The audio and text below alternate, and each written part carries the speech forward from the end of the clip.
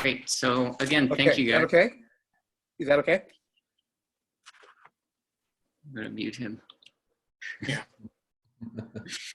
Thank you guys for taking time to be on another Zoom call. I appreciate it a lot. I know all of us probably spend a lot of time on there, so thank you. And I'm excited about this evening, excited that we have so many folks on here. These connection calls are kind of an experiment, as many things are right now. So it's kind of a balance of trying to be as well prepared as possible, but also kind of depending on the collective knowledge that's represented in the folks who are on this call to have it be a good experience. So hopefully we'll strike that balance tonight. So just for a bit of context, last week we did a call and we had a guy join us who works with a ministry in El Paso. And he kind of updated us on the situation of asylum seekers at the border, the US-Mexico border. So we just kind of wanted to shift north for this week and have a conversation. Mostly, I kind of envision a mostly Canadian conversation, but one that those of us who are Americans on the call can kind of mostly listen to and ask questions as we go. Rob, I was going to ask you if you don't mind helping monitor the chat if questions pop into there before I forget to ask that. And yeah, a conversation that is mostly focused on the refugee claimant situation in Canada. That's the Canadian language for asylum seekers, what we call in the US. But I know there will be some kind of bleed and overlap there, and that's fine. And I had really just prearranged with Sam and James about kind of having some prepared remarks, but we have several people on the call who are definitely in a position to speak into some of these topics too. So for those of you who are volunteering or leading refugee claimant or refugee ministries in Canada, we very much want those parts to be kind of participatory. So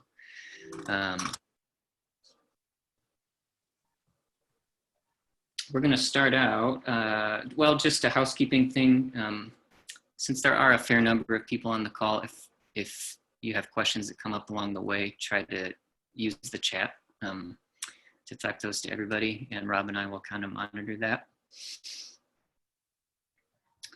And what was the other thing? Oh, the other thing, if there's somebody who you see on the call who based on who you'd like to interact with more, the other point of these calls is just to help people connect to each other outside of this. So if someone is saying something and you're interested but don't have time or aren't able to, message with them on this call, just feel free to message them and connect with each other through email or whatever after this. So I'll say a quick prayer to start us out, and then we'll kick it over to James after that. Father, we thank you for today. I thank you for each person on this call and for the experiences that they have had. And we thank you that we have this technology to communicate with each other. And as we discuss these things, we pray that you would remind us these aren't just issues to be navigated, but beneath all of this are people who you have created and who each one you love dearly, more than we can comprehend. Whatever their category may be that we've given them, refugee, asylum seeker, immigrant, citizen. We pray that we would keep that in our minds as we speak this evening. And we pray in your name, amen.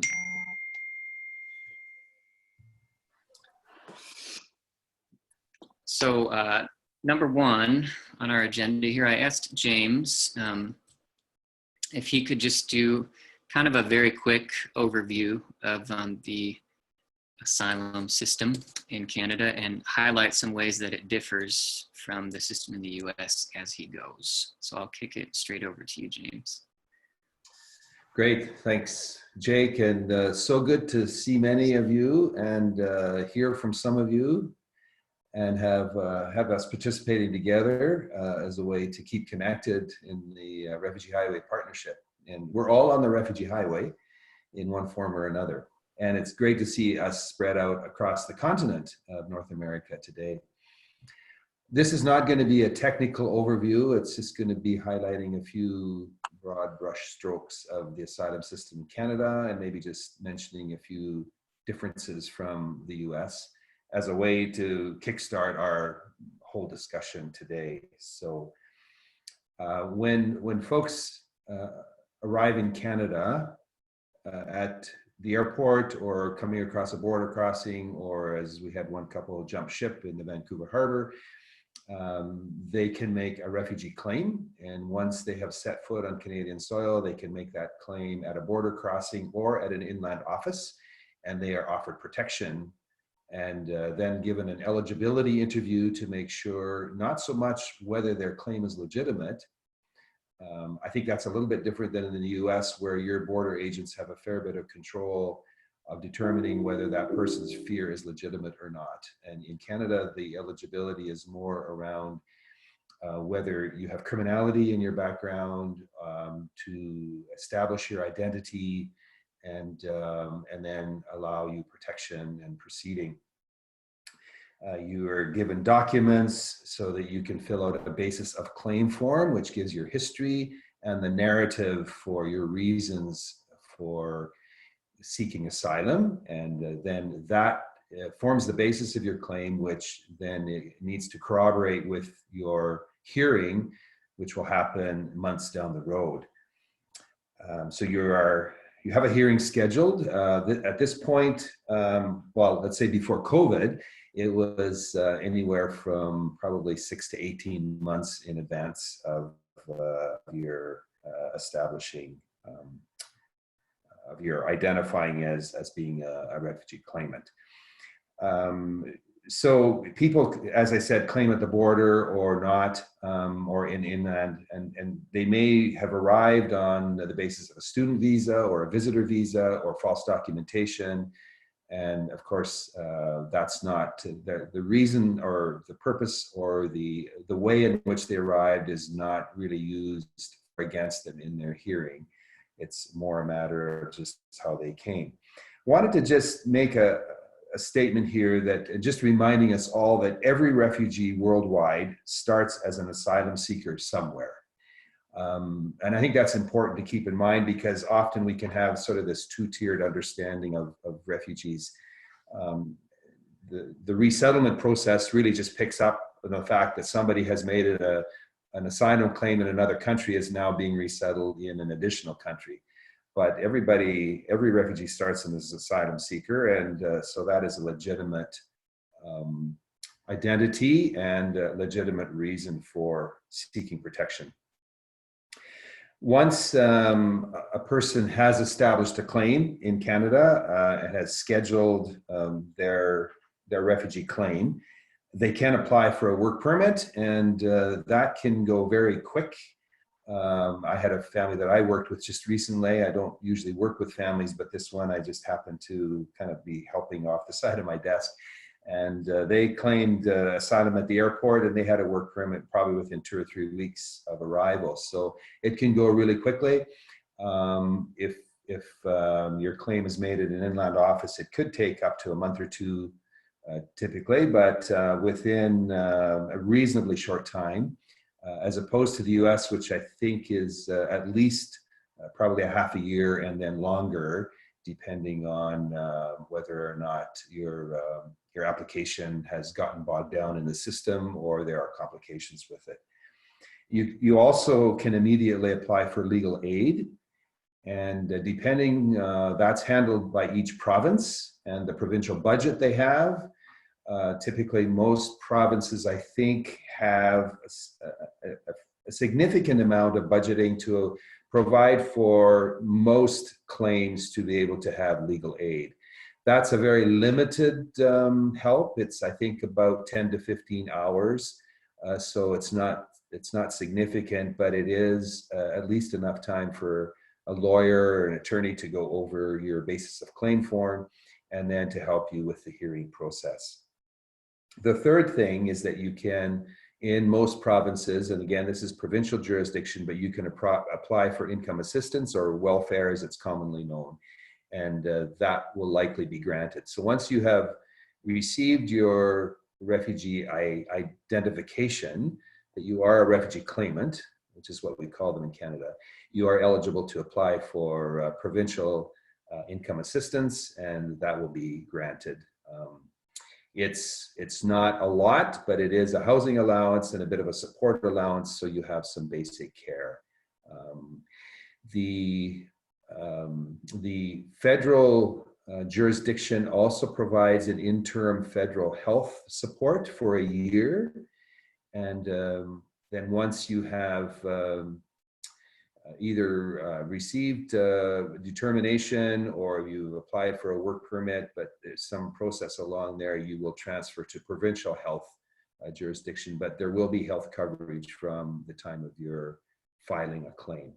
The only time that we come across people who are not covered by any of those is if they arrive in Canada and they take some time before they actually file their claim. They aren't eligible for income assistance because they don't have refugee ID, and so there's a bit of a process in there which they don't have help for. We don't have, as you do in the US, an affirmative and a defensive system. So you just apply as a refugee claimant and file your claim, and everybody is on the same footing regardless of how you arrived or the basis on which you have come into the country. Maybe just a quick overview. I know in the US, the last number of years, the number of new arrivals in the US has been anywhere from 200,000 to 300,000 plus per year. In Canada, we're probably about a ninth of the size of the US. And so often our statistics are about 10% of what yours are. But our last year of reckoning in 2019, I think we had about 65,000 refugee claimants arrive in Canada, which was a fairly high number for us. And we saw that number increase quite a bit from the year previous. I'm just going over a couple points that, questions that Jake had, maybe just to finish off some comparisons. We have seen a fairly good rise in the number of our acceptance rate of positive determinations on the asylum process. I think nationally right now we're standing at between 60 and 65% are positive determinations for the asylum process. Maybe I'll just stop there. Jake, is there any questions that you had that I may have missed on comparisons? I don't want to. Yeah, well, just to follow right up on the last thing you said, 65%, to give that some perspective and comparison, since there's like a cool thing from Syracuse University where you can look up that stuff for the US's like approval rates and stuff. SJ showed it to me actually, but according to that data, the national approval rate in the US since 2012, it's gone from 55% to 26%. So that's a pretty just like stark and interesting difference. When we started our ministry 15 years ago in Vancouver, I think the acceptance rate in Vancouver was about 35% maybe. There was a significant number of Mexican claims in Vancouver, as you can imagine, that probably drew the number down. But even in Vancouver now, in the western region of Canada, we're seeing the acceptance rate has climbed quite a bit. And so we've been really pleased that attention is being paid to that. I wanted to mention one other thing that has surfaced a little bit, and that is the Safe Third Country Agreement, and that's an agreement between Canada and the US around asylum seekers. So this agreement states that you are to register your claim in the first country of arrival, and if you are trying to then move from US to Canada or Canada to the US, there is a good possibility you will be turned back to your first country of arrival and asked to make your claim there. There are some exceptions. If you have a family member in the country that you want to make your claim in, you can move. Unaccompanied minors, there are one or two other exceptional clauses to that agreement, but typically you will be required to file a claim in the country of your arrival. And that's the reason, since that was implemented, that agreement between our two countries, why we've seen quite a number of people skirting the main border crossings and doing what we call irregular crossings and finding a well-worn pathway through overland somehow between border crossings so that they will not be turned back. In Canada, if you do make an irregular crossing, once you set foot on Canadian soil, then you will not be turned back, but you will be able to proceed with a claim.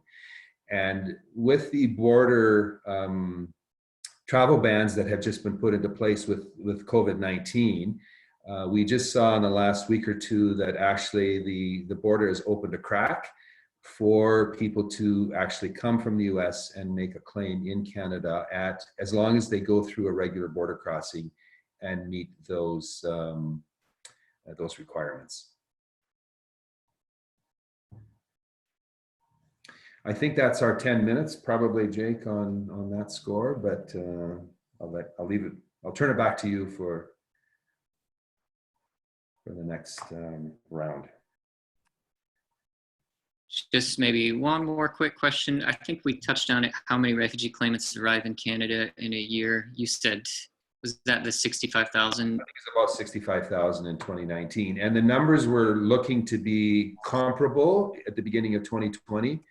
And then, of course, when the travel ban came into place and things were shut down mid-March, up to January, February, mid-March, the numbers were looking about the same as in 2019 for this year.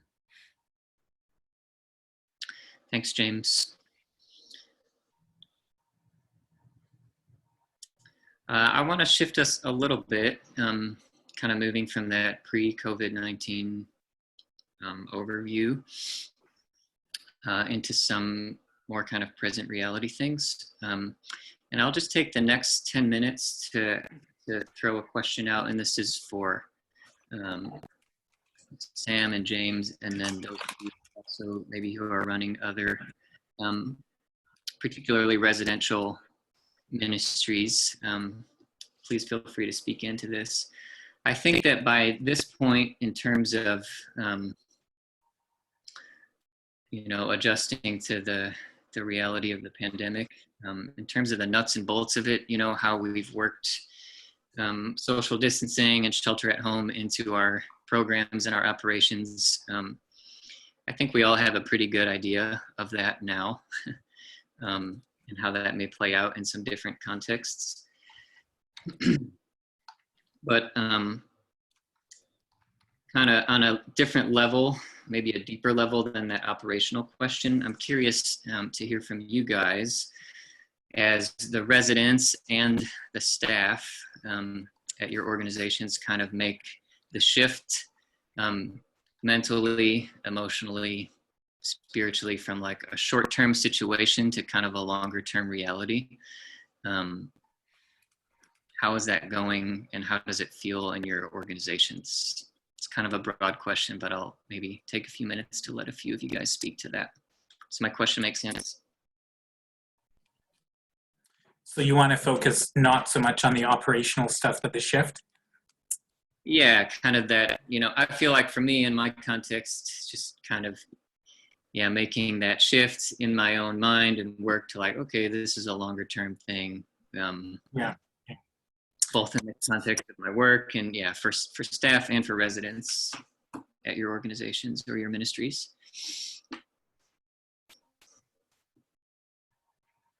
Yeah. So it's just in the last, I would say, 2 weeks that we've started to not be in crisis mode, and especially perhaps for me and one or two others start to think more than 1 week ahead of time. And So I think I was talking to someone yesterday about how for 2 or 3 or 4 weeks, we all went into shock and kind of did what we had to do. And us at Christie, we had to make pretty massive changes. Larger shelter, 30 rooms, 76 beds. Everyone eats in the dining room. We provide meals for everyone. So we had to change all of that. And now actually things are kind of stable in that new pattern. But so it's sort of just a waiting kind of thing right now.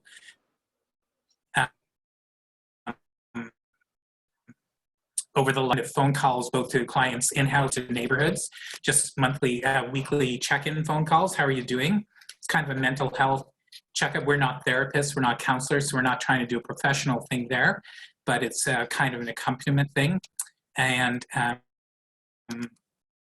we have found actually ones who are in kind of the most stress and crisis aren't the ones who are living in the shelter,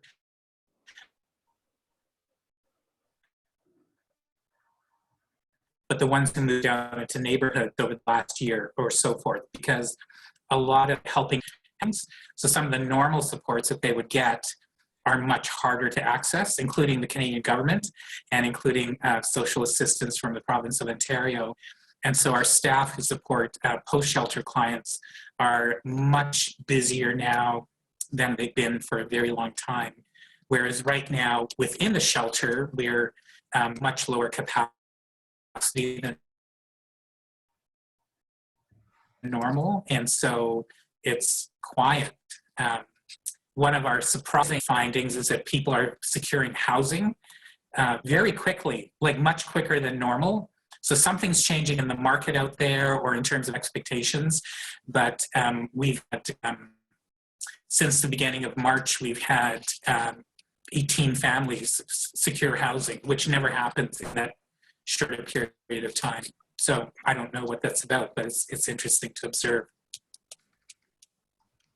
Well, it's a season of like unexpected things for sure. So we have folks from, I think, Naomi House in Winnipeg and Matthew House as well. I'd love to hear from you guys if you'd like to contribute. If not, that's okay too. Hi, it's Jackie from Matthew House in Toronto. So happy to be on this call. I think I kind of echo what Sam said. I think this is kind of the first week where we can actually get down to planning instead of just responding to things as they turn out. I think it's been especially difficult because we're a small homes model. So we have 3 transition homes and then a reception home, and each home has like house parents who live there. And one of the homes has an office in the basement. But for the house parents who live there, I think this has just been the most challenging.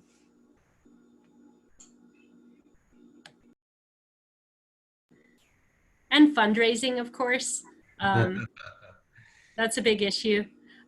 We're still trying to figure out how charity subsidies will work. So there's some wage supplements that you might be able to take advantage of depending on the program. But that's all been difficult. We're very event-based also for fundraising. So I think there's a lot of uncertainty around that because, you know, we're gonna have to shift to virtual events, which isn't a bad thing. I think we're getting creative.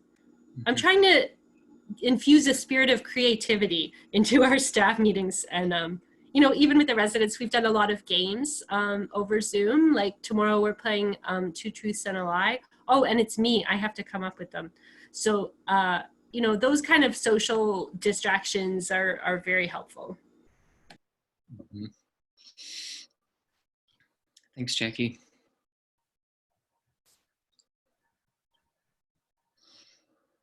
Yeah, we shifted all of our programming online, of course, for children in the shelter, as well as a bunch who were in families that had moved out. Because, you know, a lot of families, their kids can't do online education because they might only have one device in the entire family. and the kid needs one for themselves. So that's a practical thing we've been able to do.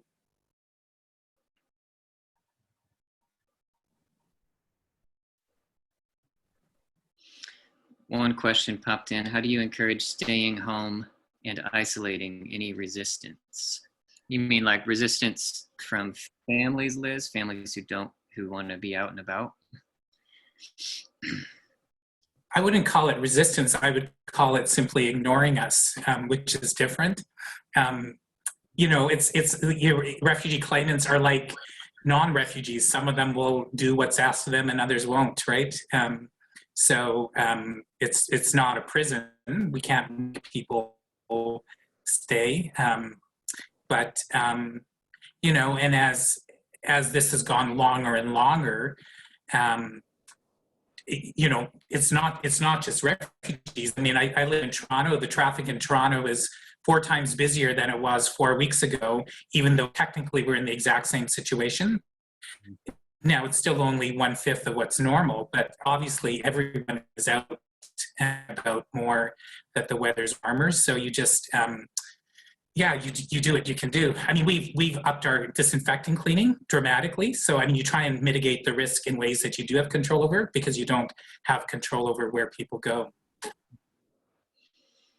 From the People's House in Toronto, there's also a couple residents with jobs that haven't been shut down, and they need to come and go. So, we have to walk with wisdom with that, but we can't ask them to leave their jobs.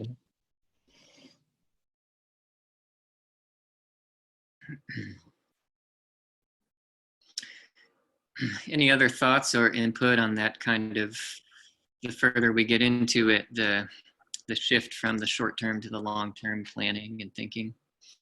I think for us, for our team, it's been also, as well as working with our refugee families, it's also been managing our own internal emotions and maybe the greater ups and down swings of those things over the last number of weeks. And so just I think a lot of space for each other as we live into a much different work system and living system, and the uncertainty and the ongoing Zoom calls and all of that, I think, takes its toll. And so finding ways to keep encouraging one another and praying together. One of the encouragements I've received in times of crisis is you need to increase your amount of communication, but decrease the actual time you spend each time you do it. So just keep connected a little more, but maybe not as long. And so I think that's important for us. Yeah, we've seen even among our team. Yeah, I think that we've had more phone calls instead of Zoom calls because it feels a little less draining. You don't have to keep eye contact with your screen. You can go for a walk. You can, move around your house freely without having to remember to click buttons. So we've even been doing some of that the last couple of weeks, which I think has really helped. Good idea. Mm-hmm. Yeah, and I think, we've gone through the same cycle as the people we serve, right? We were all in shock for 3 or 4 weeks. And now the danger is that our expectations will be too high of ourselves because we think we've gotten used to this. And we have, but we've gotten used to something that's terrible. And so we need to find a way. If 4 weeks ago, I was working at 35%. I'm not working at 90% now, but I think I am. And so we have to find something that's more than 4 weeks ago, but really, sort of what James was saying, have grace to ourselves, because we've never been here before. This is like, going through a war, a world war or something, and it took 10 years for Europe to recover from that, right? So it's not going to happen soon. So we need to kind of, as leaders, find ways to whatever practices we need to kind of sustain ourselves for the middle distance. Honestly, I can't even face the idea of the long distance yet. I'm just kind of gearing up for the middle distance. I have no idea what the long distance looks like right now. So, baby steps forward. So let's do one more question here before we kind of move into trying to look ahead, even though Sam just said that he can't really do that right now. SJ put a question in. For refugee claimants in your communities, how's it been for them not being able to connect with their faith communities in person? Are they connecting virtually with their faith communities? What have you observed? Anybody want to speak to that one?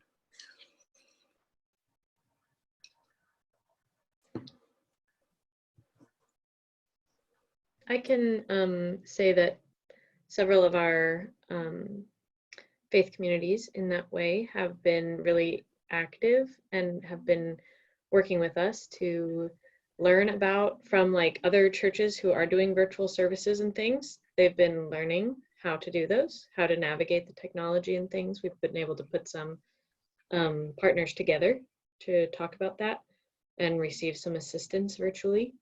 And then also we've had a number of both immigrant pastors and other like leaders in the community who are part of the churches or faith communities there have like gotten trained on how to do unemployment filing from our staff so that they can do that with anybody in their community. So there's a few different like practical and also based on their services and their ability to connect that we've been working on with. Thanks, Holly.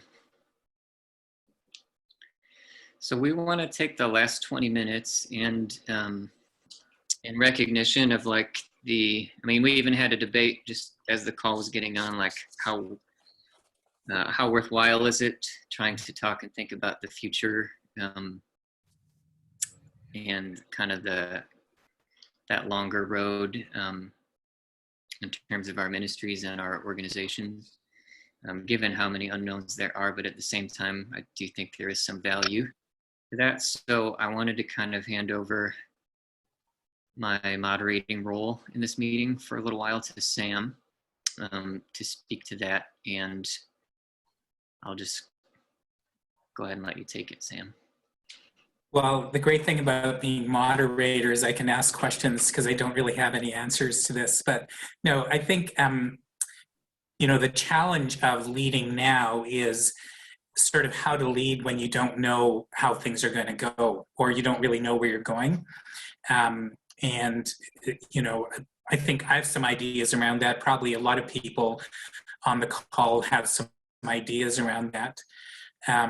So I'll begin a little bit and then I'll hand it over to James, and then maybe if others, especially it's meant to be kind of a Canadian content call, but if some of the other Canadian leaders want to add anything they can, but it's really meant to be a conversation, this last little piece, sort of a crowd-sourced bit of wisdom. So I think for the refugee sector in Canada, the biggest wild card is how many refugees will be coming into Canada, because right now the borders are essentially shut. The only exception are so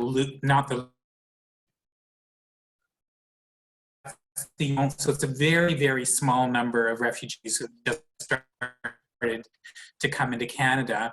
And so we've just gone through 3 years of record influx. So the system kind of geared up for that. And now there's no one coming. So, what happens if the borders don't open to refugees for quite a while? Do we all end up empty, our houses and our shelters? I don't know. But that's kind of that's one of those factors that's really wildly out of our control. So it'd be interesting to hear what some other people think on that. And then, as has been mentioned, I think Jackie mentioned that funding is going to be an issue for every single charity in Canada. you know, major donors and foundations have a lot of money in the stock market, so that's really tanked. So their level of wealth is different. Anyone who's retired, who's drawing income from stocks, you know, that's really gone down. And then people who give to us out of their earned income, you know, if they were off work or so forth, you know, there's just a lot of variables in terms of funding and so forth. So I think those are two of the identifiable kinds of conversations and things we need to monitor moving forward. James, do you have anything to add to that, or do you want to add some nuance to that? Not really. I'd be interested to hear from others. I think if things carry on for any significant length of time, I think we all have to ask ourselves, do we keep an organization going just for the sake of keeping an organization going, or are there other areas of ministry that we could look at and be involved with? We have a housing ministry, so one of the things we just threw out at a board meeting, I think some time ago, was, do we look at a shelter for domestic violence, for example, if refugees aren't coming in? So just those kinds of things. I think it's too early to make those sorts of decisions for sure, but maybe just seeing how we can be wise stewards of what God has given to us. Right.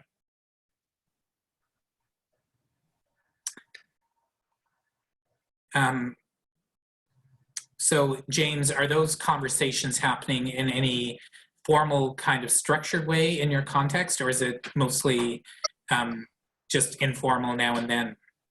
Yeah, mostly informal, because I think it's too early to spend a lot of time and energy on that, as things can change so quickly. And I'm hopeful for Canada that as we try to, I think, keep our international obligations, that when borders can open, they will, and we will provide opportunity for refugees. But it just makes me realize also that, you know, maybe we need to think as ministries, maybe we need to think of more international involvement in other countries of the world, rather than just our focus on Canada and North America. But I'd be interested to hear from some of others of you, what have been your thoughts around the future?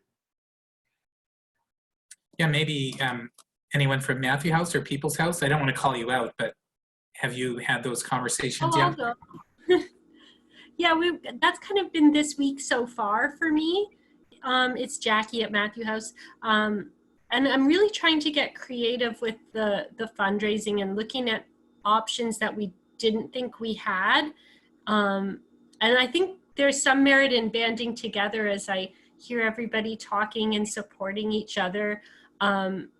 So very quickly, one project that we had some students do was try to do some fundraising for us through online video games that are obviously suitable and okay for refugee purposes, you know, things like farming games and stuff, because people spend real money in these digital economies.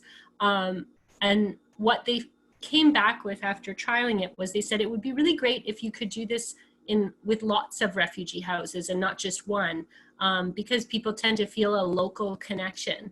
And so that kind of got me thinking how we could support each other and do, you know, really creative work that hasn't really been tried, because millennials don't have a lot of spare income and we're not really meeting them where they are. Other things that we've been talking about is the various levels of subsidies that I mentioned, trying to underwrite more of our work with grants than we have in the past. So those were sort of three areas. And I think it's really difficult for us to pull away from the events because they're wonderful, they're inspiring, they bring revenue. We do the Scotia run, we've done banquet dinners. You know, gathering is just such a great way to both transmit the message and get donations and support. So I think that's kind of like a little bit of grieving, because it's such the backbone of building community is these in-person events. It's really hard to conceive of virtual fundraising, but those were a couple of ideas. That's good. Jackie, were you saying depending more on grants and less on private giving, basically. Yeah, I think we're concerned that our private giving was often sort of spurred on through these events. So trying to make up some of that in the fact that like some of those events this spring got canceled. We're unsure of what's going to happen with the fall marathon, which was huge for us. So how do we make that up? And I think we, one, go places we haven't gone before. So the virtual fundraising. Two, write more grants than we've been accustomed to. So going outside of our comfort zone and seeing what other things we do that are of value there, that are, you know, at least, you know, project specific for a year to help underwrite some of those costs.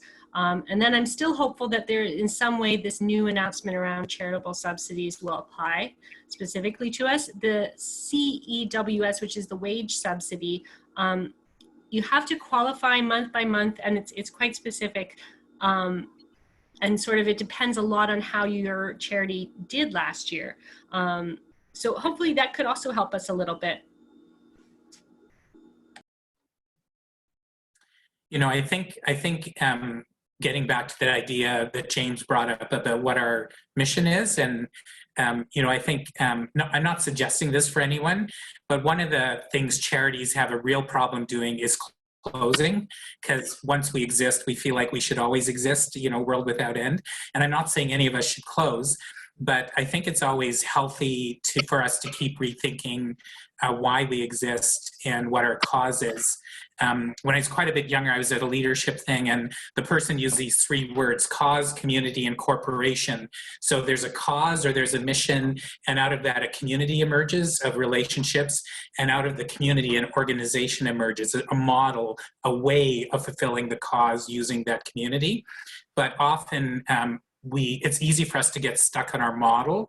And sometimes in a time of crisis, you have to loop back all the way to your cause and go through those 3 C's again, just to kind of see if you can imagine new ways of doing what you do. So even though we haven't gone through that process in a formal way, we are doing it. We're a City of Toronto shelter, so we're a bit more structured, and we have a very specific kind of relationship with the city, so we're always kind of negotiating a little bit. But one thing we're going to do is just tweak our eligibility criteria to include a few other categories of people not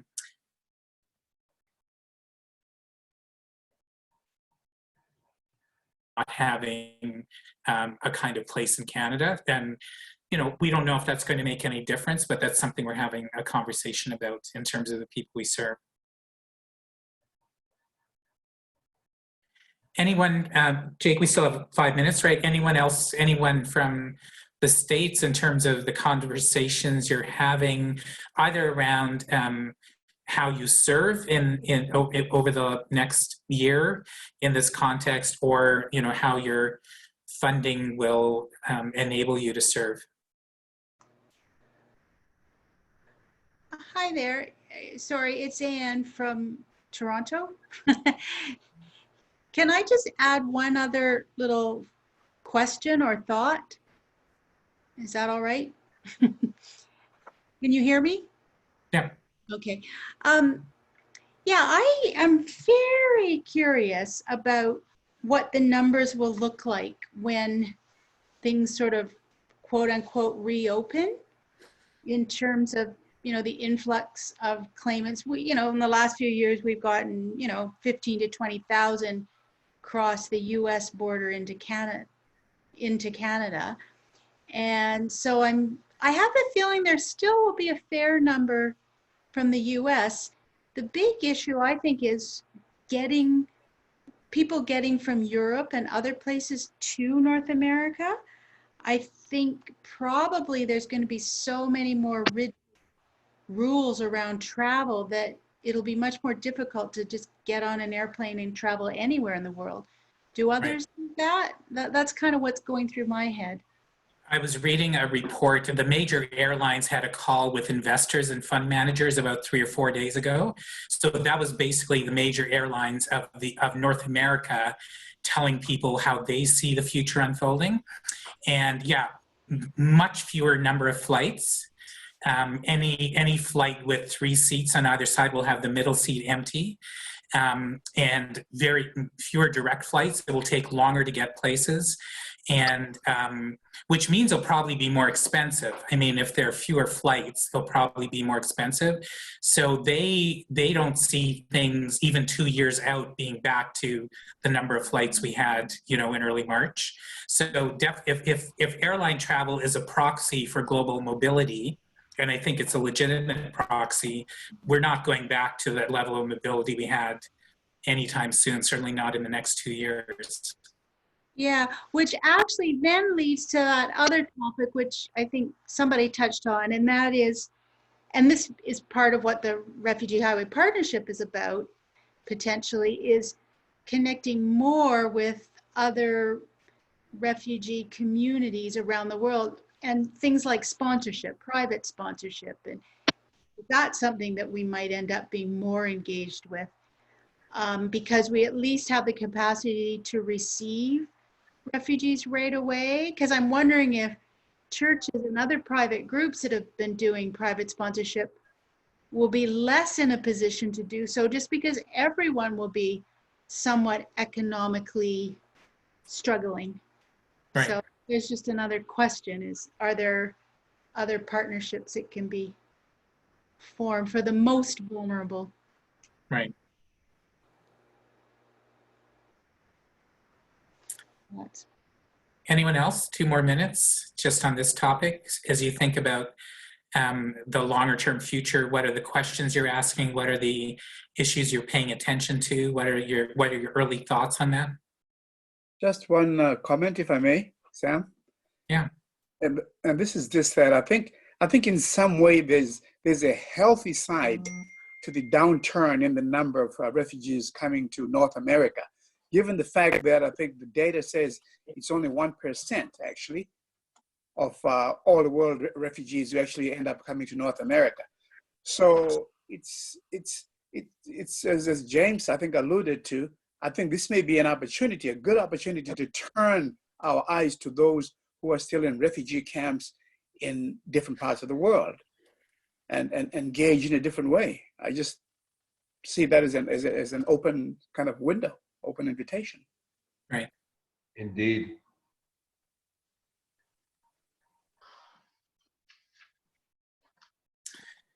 Well, Jake, shall I turn it over to you? I didn't have a big conclusion for that section because none of us have any real answers, but I think we've identified some of the key issues that we need to think about. Yeah, definitely. It feels like a conversation that could keep happening if we weren't already Zoom toasted, most of us probably. So, sorry, I'm Jyoti from Naomi House. Yeah. I'm finally saying something.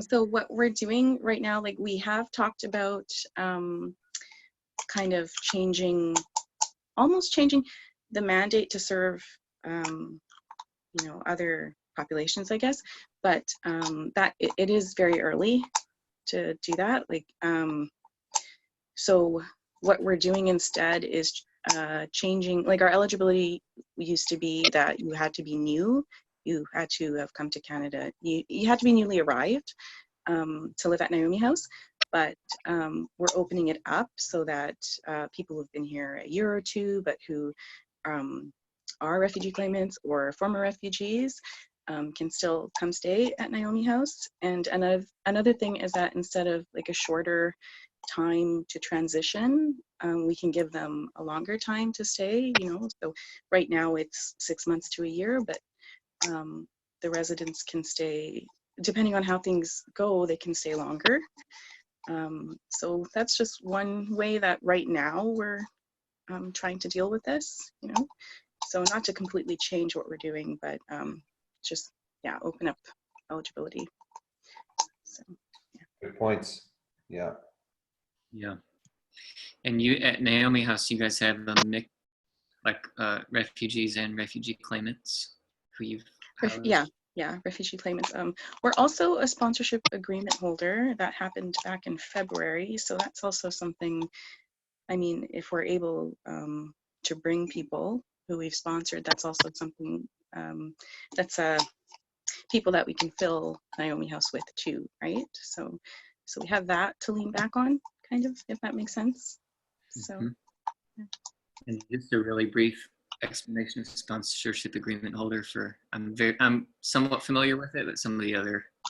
So as an organization, we can sponsor refugees as an organization, and they don't have to be UNHCR recognized the way they would have to be if you were, you know, in a group of 5 trying to privately sponsor a refugee. So yeah.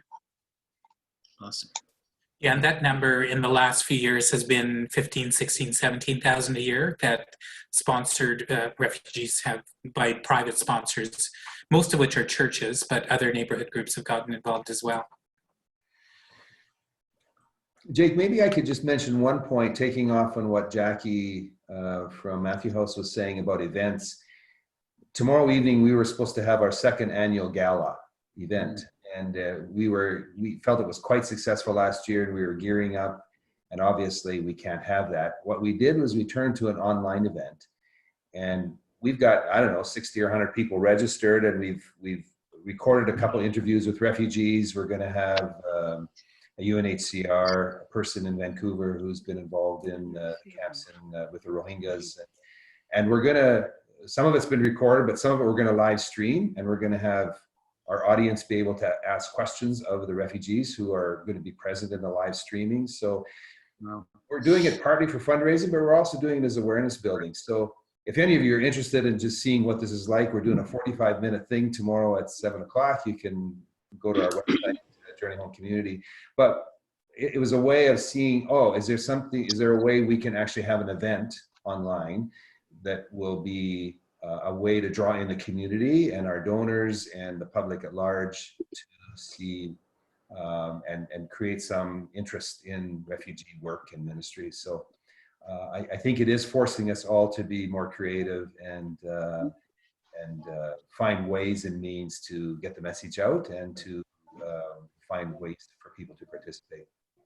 Yeah, James, please let us, I'd love to join in and let us know how the results are, like even from a fundraising perspective. I'd be very interested because probably like you, many of us are thinking of going that way and to find out how. Well, you're certainly all invited to join us for that. Just go to our website and you can click on and register there, and you'll be sent a link, secured link for the event.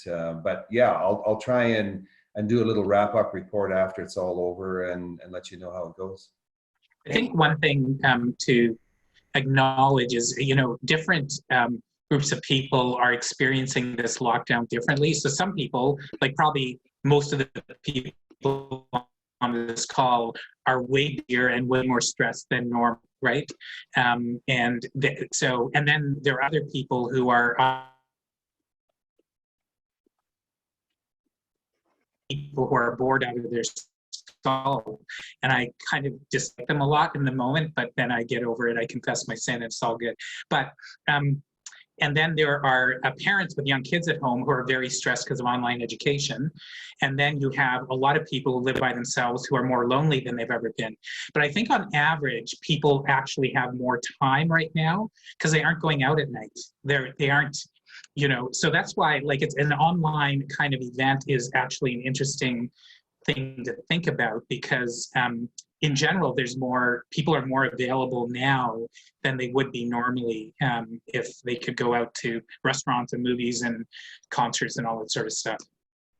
We just had our gala virtually last month in the offices where Jake and I work. And it was very successful, and we did exactly the same thing. Some pre-recorded, our MCs were live, and we had it on YouTube and Facebook, no, Zoom Live and YouTube, I think, and had like 200 more people than we'd hoped to have in attendance physically watch it virtually, including people in other countries. Like my parents live in Ukraine and they watched it.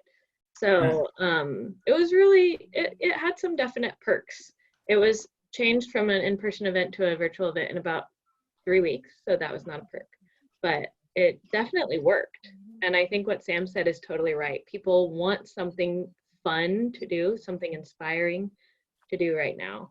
So we had people like have Zoom, like the half hour before, they'd all get dressed up and like Zoom their friends who were going to watch it and like have a cocktail hour beforehand and then all join the call. And we had about half an hour of music and pictures and like inspirational quotes that played that people could have on in the background while they did that. That sounds great. Did you record it? Could we watch it? Do you have a link or anything? She's gone. Was it, or I'm curious, in terms of a fundraising perspective, was there a fundraising component and how much did you bring in comparatively? Yeah, it was. Sorry, I muted it because my little toddler was here, but it raised $160,000 and our goal was 200,000. So it was good. And we also last year, this was also our like second year of having a gala. Last year we had an auction that was something people could do remotely and could do like on the internet or from their cell phone. And so we'd already planned to use that platform again this year. So that really lent itself well to that as well, that people could be bidding on auction items from wherever they were for like a full 48 hours or something. Wow, love to see if you'd be willing to share. Yeah, I'll type the link here. Oh, that's great. Thank you guys so much for taking the time and just having a good conversation. It feels like it's one that could continue. So again, if you want to snag anybody's info on here and just do a follow-up, please do that now before we shut the call down through the messaging. But yeah, I'm encouraged. I think for me, it's just encouraging to hear about other, it's kind of like we're all on our local teams trying to figure stuff out, but when we come on a call, it's kind of like we become another team for a minute, talking about all our smaller team challenges. So that's been encouraging on this call. And yeah, we're at 8:04, so I want to wrap us up in the next 2 minutes. Rob, would you be willing to close us out in prayer? Love to. Awesome. Let's pray. Thank you. Father, that we've talked about a lot of things. We've covered a lot of ground. And we just commit it all to you. We commit our budgets. We commit particularly the people living in refugee houses or shelters across North America, that you would care for them, that you would provide for them, and that you would provide for those who are providing for them. Give us the gift of creativity, wisdom, unity, and sharing with each other, and guide us down righteous paths. I particularly think of some of the ideas shared about opening up homes to victims of domestic violence, or finding ways to interact with refugee camps, or finding ways to open up to sponsor refugees. 100 ideas. Be the God of our ideas and show us the paths to walk down. During these days of shut doors, God, we ask that you would care for those who have been shut out. We pray for those who have been stopped from getting into the United States, or stopped from getting into Canada, or stopped from getting anywhere safe, that you would be their shelter right now, that you would be their protector, their father, their provider, their hope, their savior. Care for, good shepherd, as you promised in the Bible, care for those that no one else is caring for. We look to you. We join our prayers with theirs. And we give you thanks because you're good and you're trustworthy. In Jesus' name, amen. Thank you. Thanks, Jacob. Thanks, everybody. It's Thanks, great. Jake. Thank you. Have a good night. It Thank you for doing this. I hope to do it again. was a lot of fun. Thank you. It was really fun. Thank you. It was really good. Bye, everyone. Bye. Thanks. Have a good night. Good night. Thank you.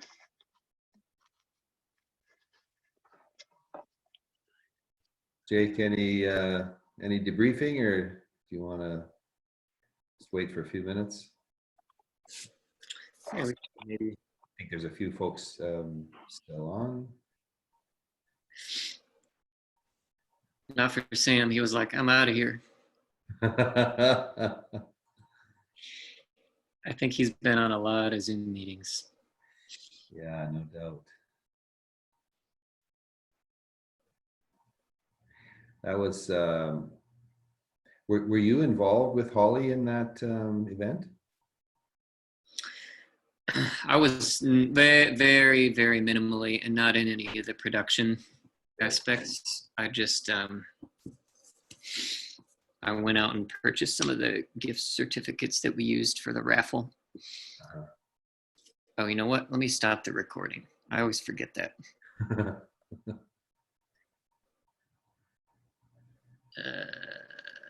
Stop.